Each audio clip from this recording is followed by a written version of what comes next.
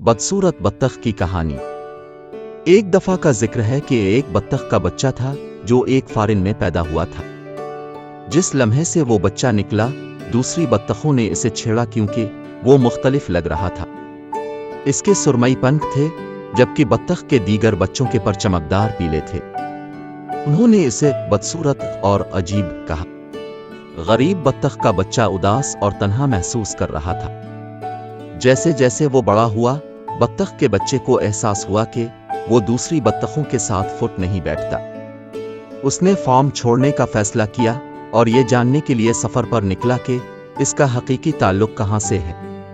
रास्ते में इसका सामना मुख्तलिफ जानवरों से हुआ, जिन्होंने इसका मजाक भी उड़ाया। उसने चैलेंजों और मुश्किलात का सामना किया, लेकिन उसने कभी उम्मीद नहीं हारी।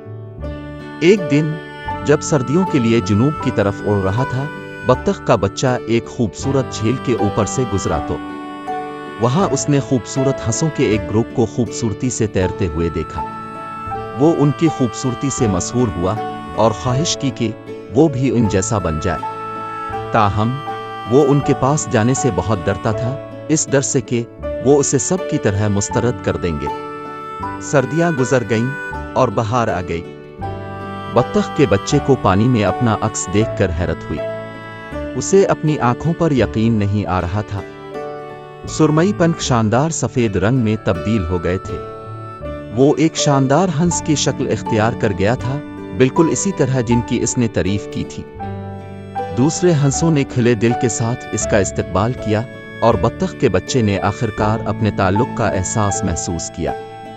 इसे एहसास हुआ कि इसका सफर उसे अपने हकीकी खानदान तक ले गया है।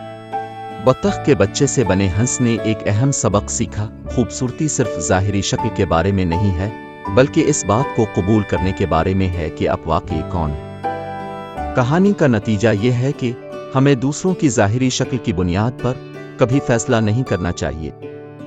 बिल्कुल बदसूरत बत्तख की तरह हर एक की अपनी मुनफरिद खूबसूरती होती है और उसे कबूल किया जाना चाहिए कि वो कौन है।